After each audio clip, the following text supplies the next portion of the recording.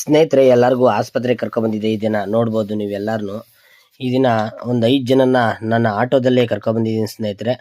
ನೋಡ್ಬೋದು, ಯಾಕೆಂದರೆ ನನ್ನ ಆ ಓಮಿನಿ ಗಾಡಿ ಕೆಟ್ಟೋಗಿದೆ, ತುಂಬ ರಿಪೇರಿ ಇದೆ. ಅದಕ್ಕಾಗಿ ನೋಡಿ ನನ್ನ ಆಟೋದಲ್ಲೇ ಕರ್ಕೊಬಂದು ಈಗ ಆಸ್ಪತ್ರೆಯಲ್ಲಿ ಸೇರಿಸಿ ತೋರಿಸ್ತಾ ಇದ್ದೀನಿ. ನೋಡಿ ಸ್ನೇಹಿತರೆ, ಎಲ್ಲರೂ ನೋಡ್ತಾ ಇರ್ಬೋದು. ವಯಸ್ಸಾದ ವೃದ್ಧರಿಗೆ, ಅನಾಥರಿಗೆ ಸೇವೆನ ಸಲ್ಲಿಸ್ಕೊಂಡು ಹೋಗ್ತಾ ಇದ್ದೀನಿ. ನಿಮ್ಮ ಕೈಲಾಗುವ ಸಹಾಯವನ್ನು ಮಾಡ್ಬೋದು. ಈ ವಿಡಿಯೋನ ಇನ್ನೊಬ್ಬರಿಗೆ ಶೇರ್ ಮಾಡಿ ಸ್ನೇಹಿತರೆ. ನಮ್ಮ ಆಶ್ರಮದಲ್ಲಿ ಹಲವಾರು 30ಕ್ಕಿಂತ ಹೆಚ್ಚು ಜನ ಇದ್ದಾರೆ. ಅನಾಥರು, ನಿರ್ಗತಿಕರು, ವೃದ್ಧರು, ಅಂಗವಿಕಲರು, ವಯಸ್ಸಾದವರು ತುಂಬ ಜನ ಇದ್ದಾರೆ ಸ್ನೇಹಿತರೆ. ಸಪೋರ್ಟ್ ಮಾಡ್ಬೋದು.